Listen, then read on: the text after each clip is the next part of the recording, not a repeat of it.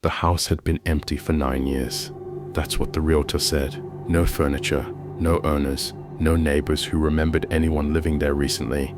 Just a house that never sold, and for some reason, that made it cheap. The family moved in on a Thursday, Mark and Lisa Carter, their 10-year-old daughter Emily, and their 6-year-old son Noah. A normal American family.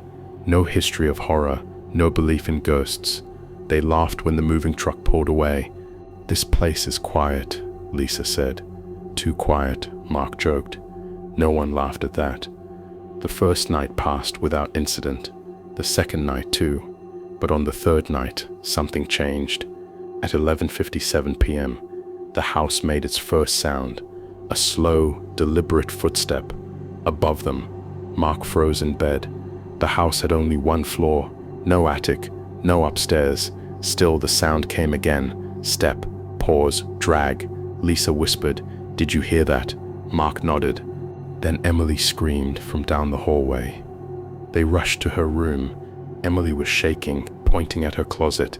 She was standing there, Emily cried. A woman. She didn't have eyes. The closet was empty. No footprints, no shadows, just cold air pouring out like a breath.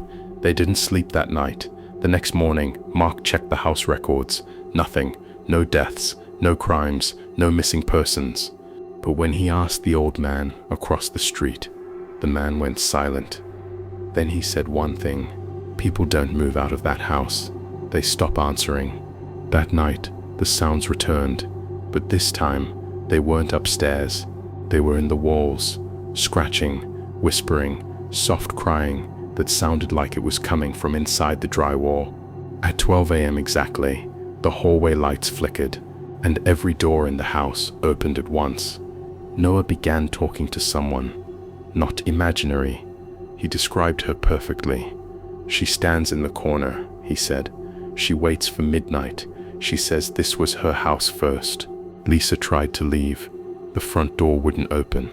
Not locked, just heavy, like something was leaning against it from the other side. At 12:11 a.m., the TV turned on by itself. Static, then a voice. Not words, just breathing. Slow, wet, close. Mark grabbed his phone. No signal. The landline rang.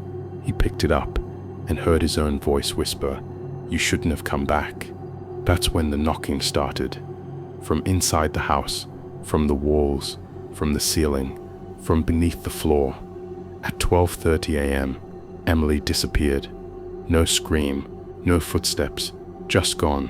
Her bedroom door was open, her bed was warm, and written on the wall above it, in something dark and sticky, "One stays."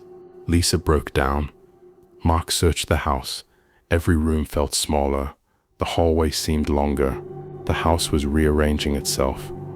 At 12:44 a.m., Mark found Emily, standing in the living room, facing the wall, not breathing. Her shadow moved when she didn't. Midnight passed, but the house didn't stop. It got worse. The temperature dropped. The mirrors showed people who weren't there. Lisa saw herself smiling, even though she was screaming. Noah began whispering prayers he had never been taught. At 12:59 a.m., the house went silent, too silent, and then the lights went out. A woman's voice filled the darkness. "This house remembers everyone who dies in it." She was lonely. She wanted a family again. The floor collapsed beneath them. They fell into a room that wasn't on the blueprint. A room filled with names, hundreds, scratched into the walls. Some fresh, some old, some still bleeding. At 1:07 a.m., the neighbors heard screaming. At 1:10 a.m., it stopped. Police arrived at sunrise. The house was empty. No family, no blood, no damage, just one new line carved into the wall. The Carters moved in. The house was listed again 2 weeks later, cheaper than before. The listing description was updated. One line only. Quiet neighborhood, house is empty, available immediately. And every night, at exactly midnight, someone walks the halls, waiting.